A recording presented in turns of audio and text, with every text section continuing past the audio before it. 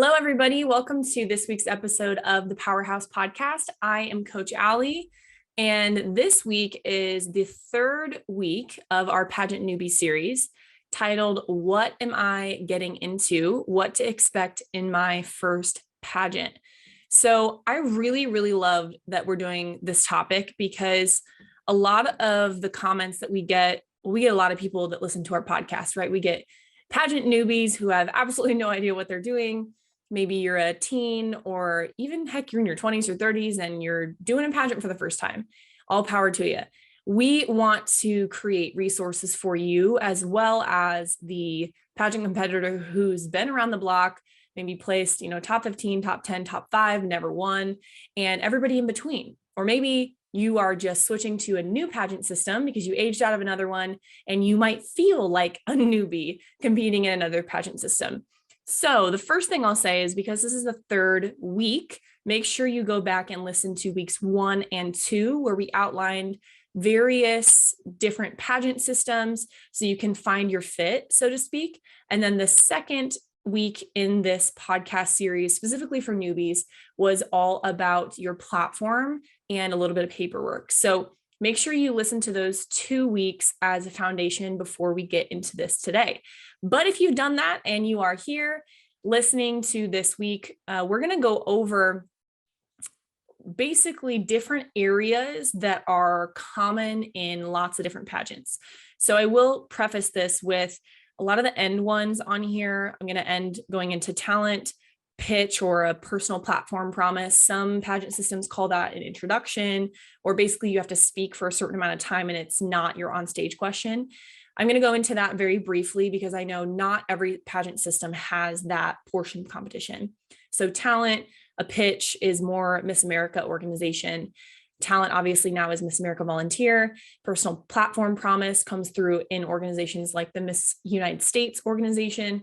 And then we also have a fun fashion optionals and national costume. So again, not every single pageant system has a national costume option or something called optionals, where sometimes it's judged, sometimes it's not. And it's just another opportunity for you to oftentimes strut your stuff in some outfit, whatever the parameters are for that pageant, in front of the judges. So we're going to hit on the main areas of competition because, again, this is a newbie series. And if you find yourself somehow feeling like a newbie, even if you have competed in a pageant before, that's okay. These are always good refreshers for anybody who is brand new or been around the block. So again, we're going to talk about how do I prepare for my first pageant.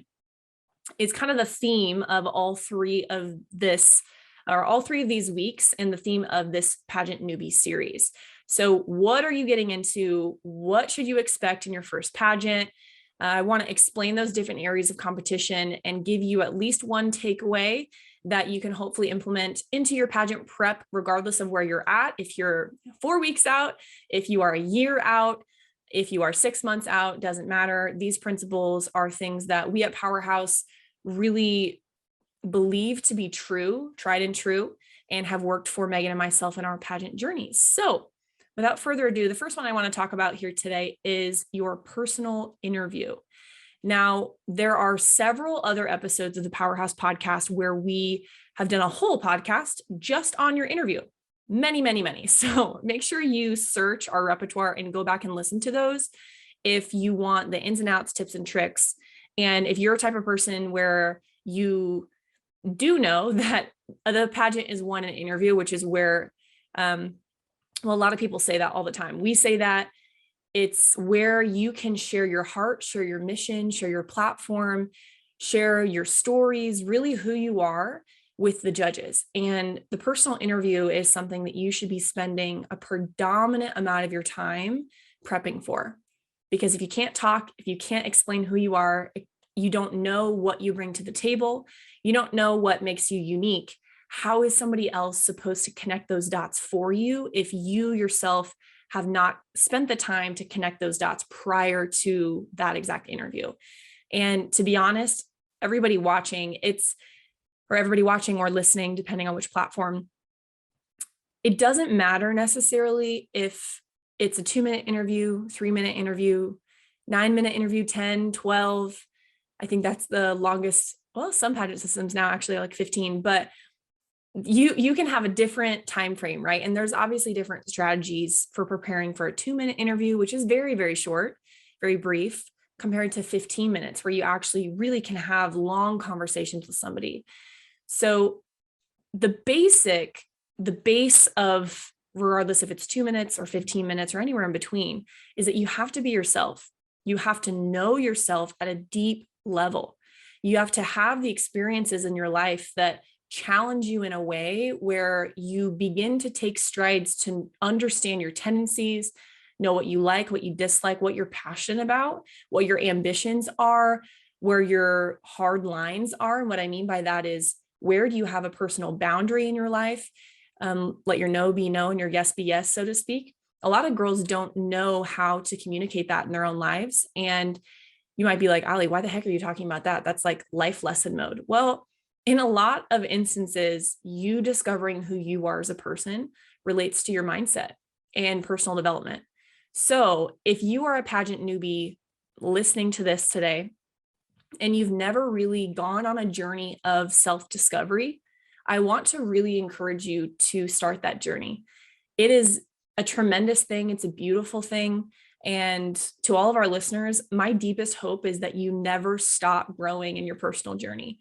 That is a pillar of mine that I live my life by. My husband and I, we try to do that as a couple, as a family. And I do that with my sister as well, in us leading our company together. And I think personal development allows you to, not to use this phrase, but to die to self a little bit and to tap into that humility where, you know what, I don't have all the answers. I'm not going to act like I do. I'm not going to act like I know it all.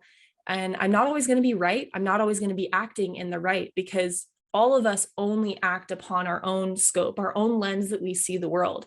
And that's no different in pageants.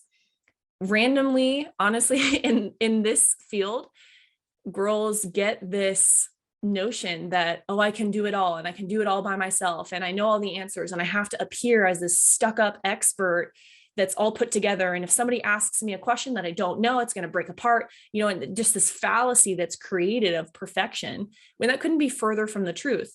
And again, you might be like, Allie, I thought we were talking about personal interview. Why are you going off on this?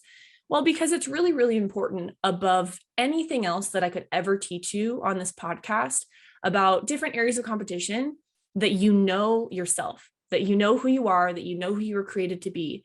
And to come to the understanding that that's okay, that it's a journey. It's okay if you are, 15, 20, 25 listening to this and you're like, well, I've changed my degree a couple times. If you're in college, I have changed my career a couple times. I am not married yet. I don't necessarily have this hard and fast plan for what my life is going to turn out to be, but you can know what you're passionate about. You can know what your strengths are. You can choose to learn from those failures in your past and your experiences that have molded you and shaped you into the person you are today. So bringing that to a close so I can actually get to talk about what we are here to talk about here today. Go on a journey of personal development and self-discovery. And it doesn't have to be all the bells and whistles that you see in movies where people make it weird. It's just honestly asking yourself really key questions. Read a book about it. Spend some time alone off of a screen where you're thinking and you are in tune with your emotions about how things make you feel, how people make you feel. And I guarantee you that if you spend time in the quiet place and pour into yourself, your anxiety is going to decrease, your depression might decrease, and you're going to really begin to hear that inner voice inside of you that's trying to help guide you through your life, right? And you're going to discover what makes me happy, what brings me joy in my life, what things in my life are positively pouring into me. And then maybe underneath all of that, there's a platform there, because I like to ask my clients, what problem were you born? What problem were you put on this earth to solve, or born to solve, is where I was going the first time. And that's a big question. It's supposed to be a big question. But when you are discovering what your platform is and what you're passionate about in life, I believe that every single person has a unique outlook. I don't care if you have the same platform as somebody else. I don't care if you are both blonde hair, tall, blue eyes like me, and there's another girl in your pageant system that looks exactly like you. You guys might have the same platform. You guys might have the same talent, whatever it is. You two are not the same person. And I don't know who needs to hear that today, but I feel like just going off on this rant, you are uniquely and wonderfully made. And your voice matters. Your lens on the world matters. How you communicate and who you're communicating to matter. You are an influence maker and a difference maker in the people's lives around you. And if anyone in your life is making you feel unimportant, devalued, or anything like that, maybe it's time to look at cutting them out of your life. But when you spend that time and pour into yourself, you discover who you are at a deeper level. And that is so invigorating and so fun. So pivoting this back to personal interview, once you have that understanding, a deeper understanding where you can communicate with conviction, hey, when you ask me 3 words to describe myself, I'm not just saying something that I prepared to give a candid response, but I'm saying, no, this is legitimately who I am because I know who I am at my deepest, deepest level because I've spent time to figure it out. I didn't just spend time to figure it out to fill up my bio sheet and submit it because it was due Friday. And then I started doing this Friday morning and then I called it good, right? No, I'm making it a point to spend time in the quiet place, reading, meditating, praying, whatever that means to you, journaling, listening to music. And I would even argue, I'm a musician, guys, but sometimes unplugging and just literally sitting in silence with your thoughts can be a little scary at first, but it's also a really healing thing to allow yourself to flow in that state. But communicating with conviction starts there. These great communicators that win Miss USA, Miss America, Miss whatever, didn't just snap their fingers one day and decide to do something and decide to be a good communicator or decide to have an amazing brand. They put in the work, they put in the time because they see the outcome and they make the steps to get there. So newbies listening to this, first step, if you're competing for a pageant, I would say is personal development and get some mindset work in, because the more you know who you are at the deeper level, the easier it's going to be to communicate who you are, what you're about, what your passions are to your judging panel. So in that personal interview, be yourself. With that foundation, it's way easier than trying to make something up. And let me tell you, from a judging perspective, you can 100% sniff out if somebody is rehearsed, if there's inner healing that needs to happen or inner wounds that you maybe subconsciously are communicating because you haven't dealt with them and you're trying to put up a facade or a glass wall in front.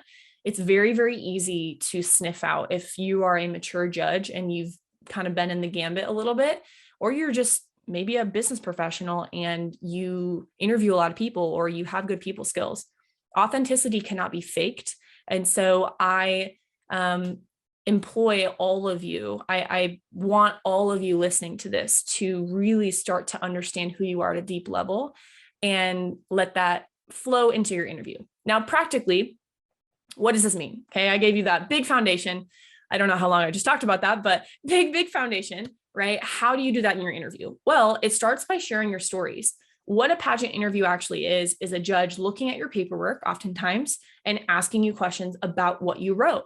That's why it's so important to do that self-discovery before you write things down on the page, because if you don't know why you wrote those things down, or you don't have a personal story that connects to that item, your interview is going to feel disconnected because they'll ask you about, oh, why did you put diligent on your paperwork as 3 words? And you're like, well, because I feel like I'm diligent, I'm detail oriented in my day-to-day life. And, I just like being organized. Did I learn something about you in that process? No, right? Compared to, okay, if 3 words, making this up off the top of my head, guys, but if I just said like vigorous, driven, and pivoter or something, right, to describe me, those would be really intriguing words from a judge. I'd be like, why did you put pivoter? Instantly go into a story. Well, when I was 21, I had this happen to me. And when the whole world was against me, I decided to pick myself up from my bootstraps and decide to succeed and pour into my business and pour into like whatever. I'm just making up the story. But it might be a hook word to get you into another story where you want to go.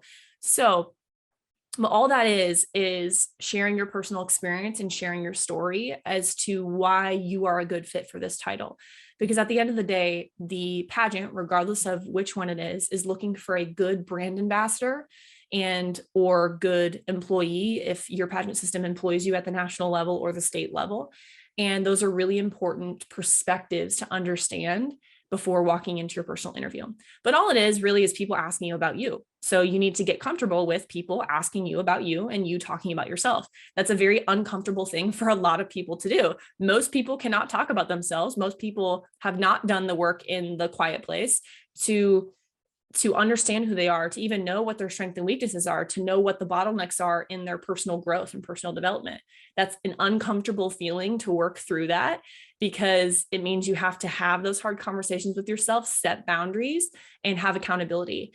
And it matures you to go through that process.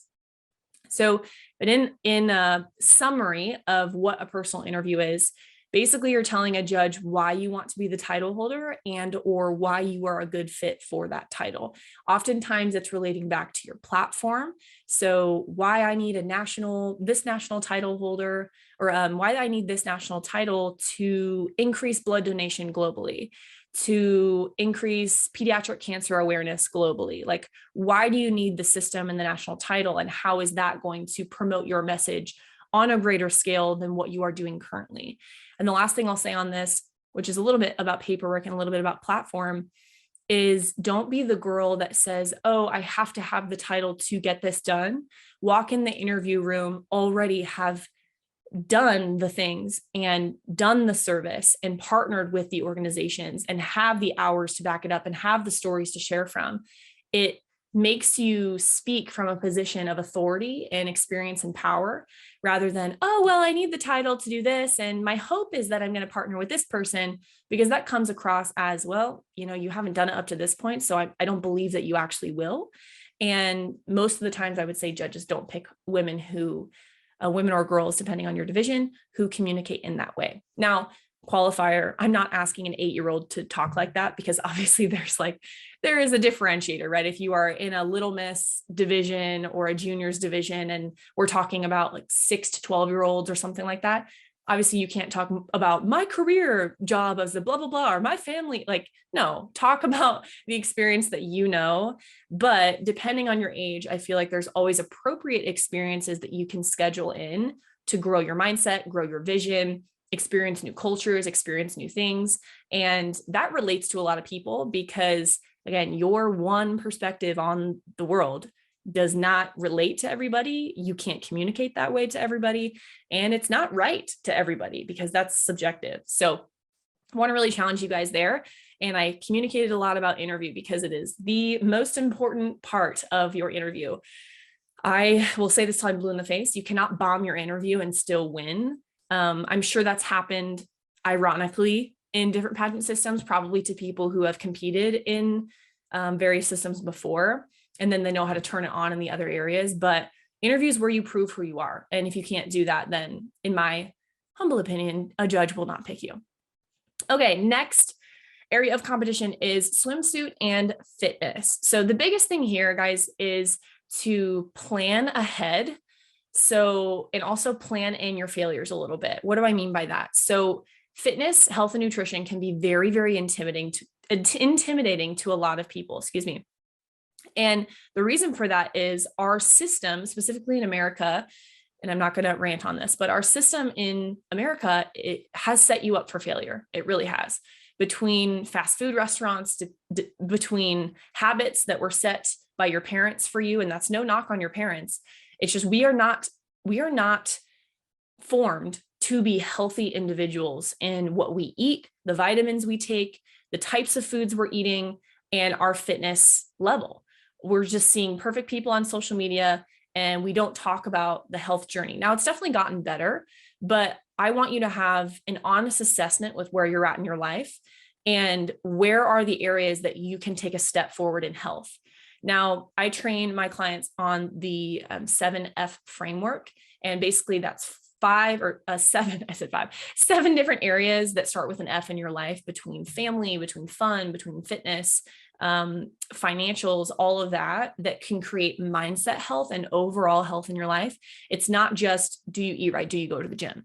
And the reason why I'm hitting on that, so to speak, is because when you have a healthy mindset, this process of health and fitness does get easier because you're not stressed out about the other things. Now, Obviously, every situation is very particular to you and your journey, how old you are, how financially savvy you are, the resources you have available.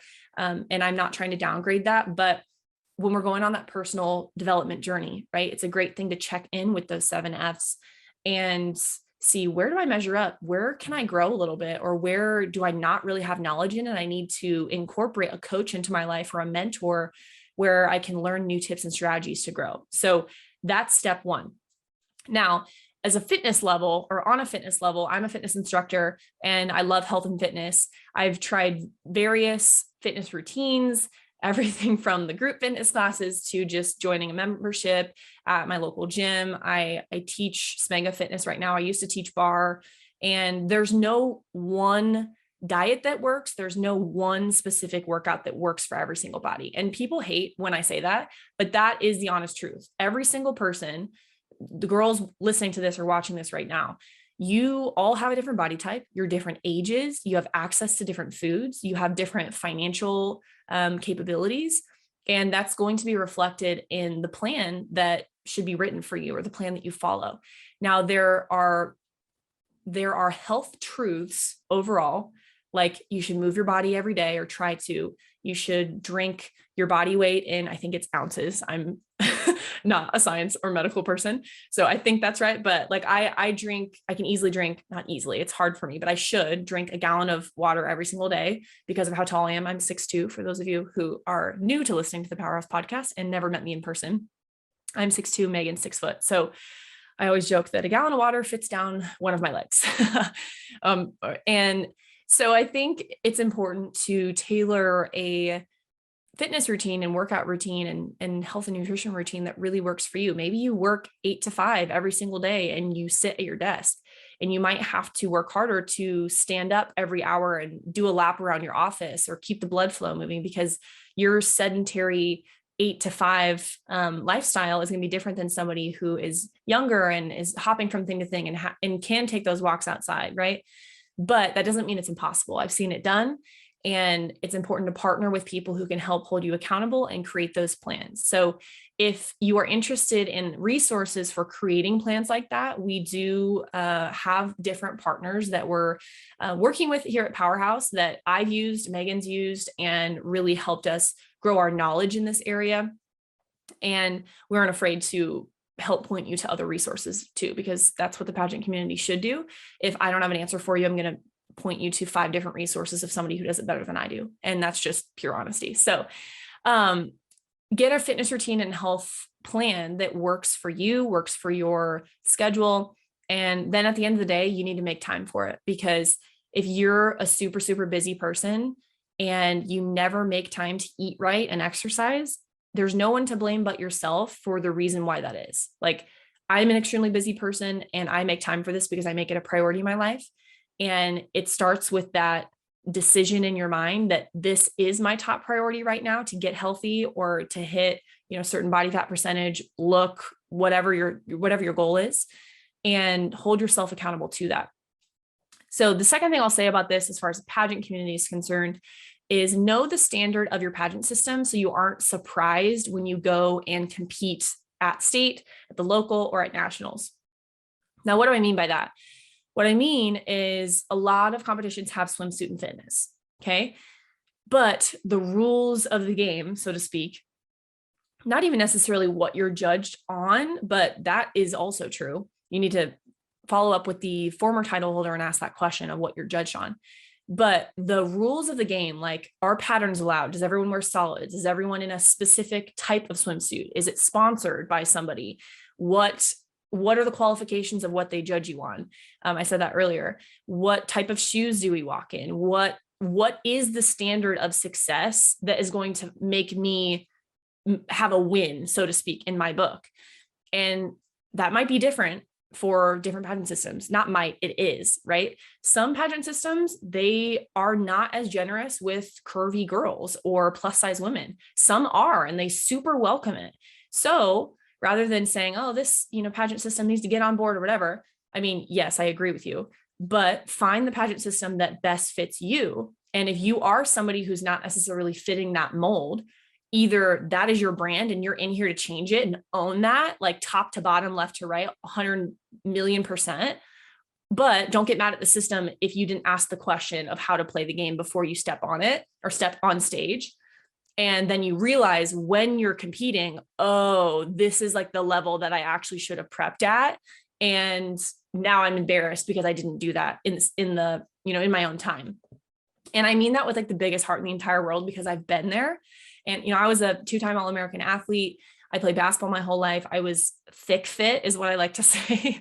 And I did not understand the swimsuit look, the walk, the posture, the body composition, everything that was necessary to compete at the level that I deeply desired.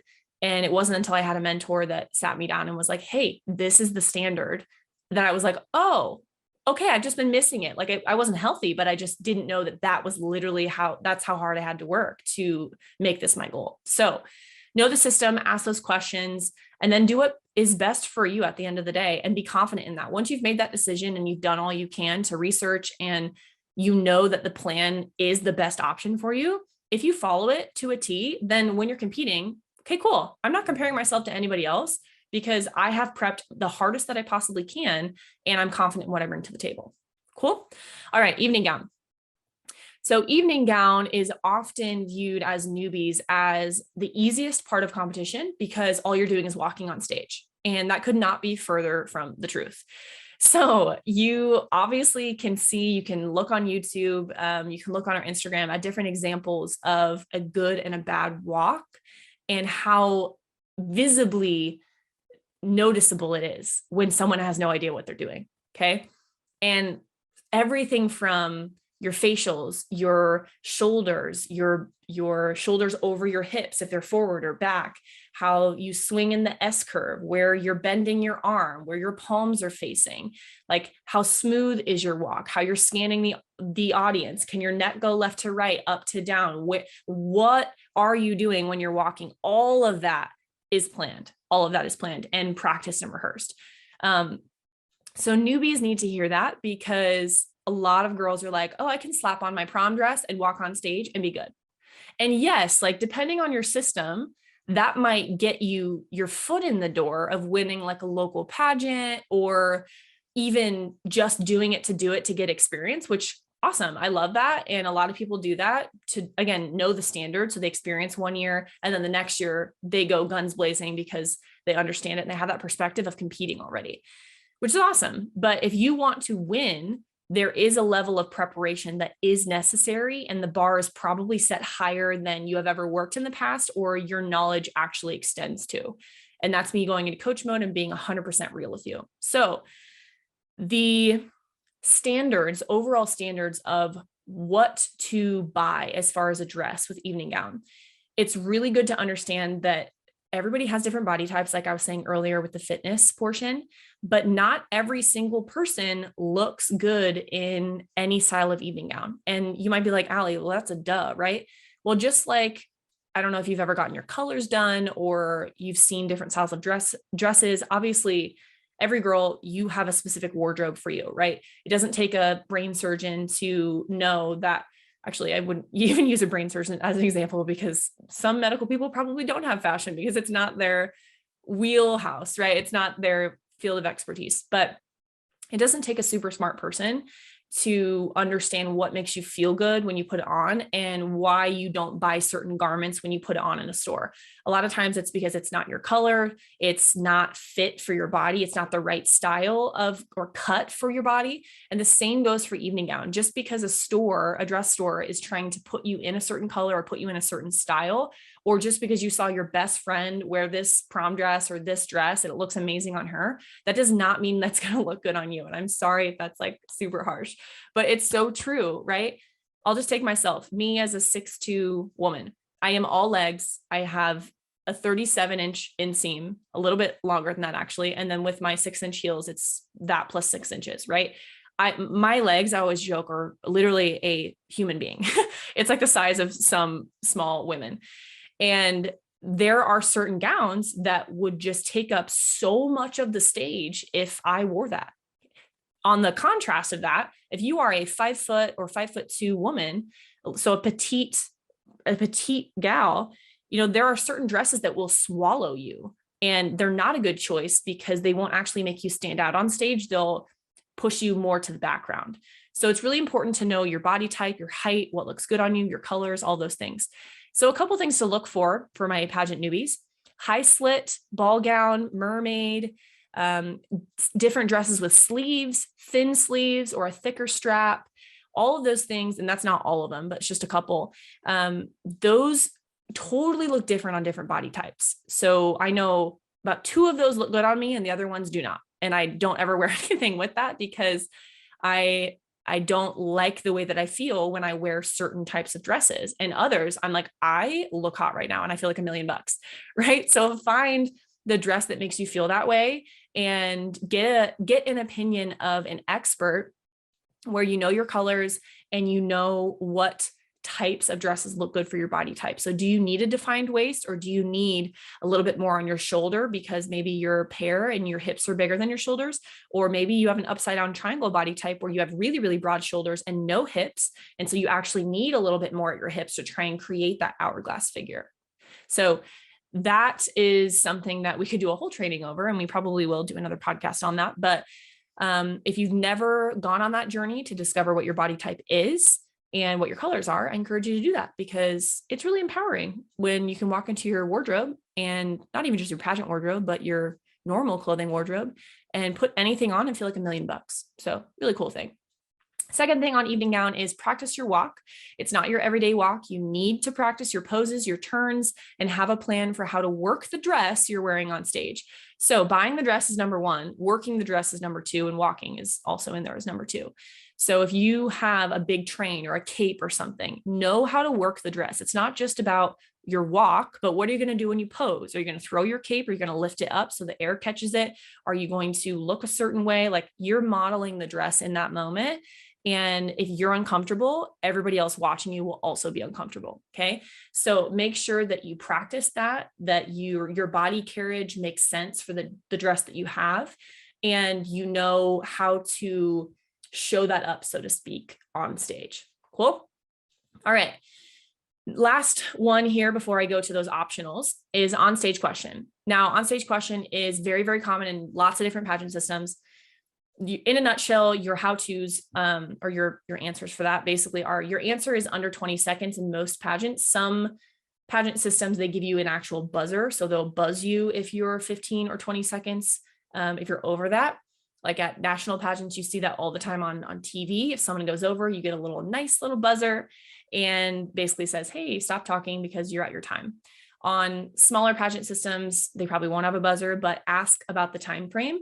And if you're practicing with our mock interview podcast or something like that, and you're practicing for onstage question, try and keep them succinct and under 20 seconds. So basically, you have time to answer the question head on, 1 sentence, and give me a reason why, maybe tied to your story. So 1, 2, 3 sentences, get in, get out. That's basically the structure of your onstage question. So be direct in answering the question, and then make it personal to you somehow. That's what differentiates a bad onstage question compared to a good one, or an average compared to a good one, is, yeah, did you answer it? But also, did I learn something about you? And that's kind of that high level thinking of knowing what's going on before you even know what's going on, and being more aware of the entirety of the conversation and the competition. And we get into that when we talk about interview and onstage question, about controlling the interview and controlling the questions. That's a communication skill that is developed over time. Don't speak too fast, and whatever you do, end your onstage question with confidence. Biggest tips there. All right, so the last 3 that I have here are talent, pitch, and then the fun fashion optionals, national costume. So I'm going to kind of fly through these a little bit because I know these don't apply to everybody listening. So talent, to start, make sure that your music is cut to the specifications of your specific pageant system. So like Miss America Girls, hard 90 seconds. If you go over, I know a lot of state pageants will disqualify you. So do not go over. Look at the seconds on it. Don't let the person cutting your music do 90 seconds, 0.59 or whatever. Like, don't have them do that, because you would hate for something so small to disqualify you. And a lot of people don't look at those details. But if you have an executive director or a judge that is very, very detail oriented and wants someone who can follow directions, what is half a second? It's just you caring for that time period in preparation to look at that. Okay. Second tip is practice your talent in front of other people. This is a huge one because a lot of people, their nerves come up and they boil up when they're in front of people. Same thing when they're on stage. So that is 100% something that you can practice. And if you've never done that before, you can go to your local gym, ballroom. You can go in your parents' living room, invite people over, depending on your talent, obviously. If like a dancer would not be able to do that in a living room, but do it in front of people and hear their feedback, hear how that you made them feel, record yourself doing your talent. Those are all really, really good things before you get to the venue. Okay. Performing to an audience and performing to the judges is also really, really, really, really important during the actual pageant. What do I mean by that? You're not just executing your talent to the caliber that you practiced. Part of that execution is drawing the audience and the judges in. So with your eye contact, with your body posture, with your movements, if you're a singer, singing to the judges, if you're a dancer, doing a move that's in front of the judges or to the judges, right? You're making the audience feel an emotion in that moment. And that is what makes a memorable talent. The last thing I'll say is when you're on stage, you're on. Don't wait to perform until your music starts. This is big. So for talent, and honestly, any area of competition, this applies to. But the moment that you step on stage, people are watching you, judges are watching you. So when they are saying, and now candidate number 0, Allie Mancuso, singing A Star Is Born, whatever song in this range, she's been singing since she was 3 years old, like whatever the intro is that gets you to come on stage. I am, my head is to the audience. I'm smiling. My body carriage is confident, everything. You're not just walking on like a sloth or whatever, bad example. And then you are on in your spot in the middle. No, that doesn't make any sense. It's going to feel really awkward. So regardless, if you're in swim evening gown and you're on the next up, so to speak, spot in the backstage, you are on the whole time. Okay. And that's something that a lot of newbies just don't know. If you've never experienced that before, you don't have stage experience. So Mama Allie is telling you that here today. So you have time to practice that and you don't have that oh crap moment when you compete at your pageant. So you're welcome. The next thing we'll talk about is pitch or personal platform promise in some pageants, whatever your thing is called, basically you talking on stage for an extended period of time. Biggest recommendations here, write it out. Write it out. If you're using Google Sheets or Microsoft Word, it's going to catch your grammar mistakes. And a lot of times we say these things colloquially, that's a hard word, that makes sense if I'm speaking to you, but if I write it out, it does not make sense. So obviously there can be a ebb and flow sometimes in speech, but at a nutshell base level, make sure that it makes sense. Make sure that how you're saying things, the tense that you're saying things makes sense in your presentation. And regardless of the length of it, so let's say it's 20 seconds, a minute, 90 seconds, 2 minutes, whatever, you have to have 3 central points. Why 3, Allie? Well, I'm glad you asked. So 3 is the strongest psychological number for memory. And it's why when you watch TED Talks, it's why when you watch a lot of these people speak professionally, they center around 3 points because they want you to remember it. Any more or honestly any less, sometimes 1 or 2 can work, but 3, something in the brain, it makes you remember all 3 points. So that is what I encourage women to do.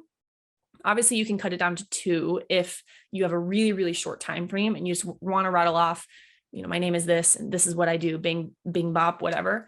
But if you have an extended period of time to express, try to write it out in 3 main points, because to the listener who doesn't understand what you're talking about, it's more succinct and it's packaged nicely from a listening perspective. So, and what do you have in that? Think about your purpose, your why. So why are you choosing to compete in this pageant?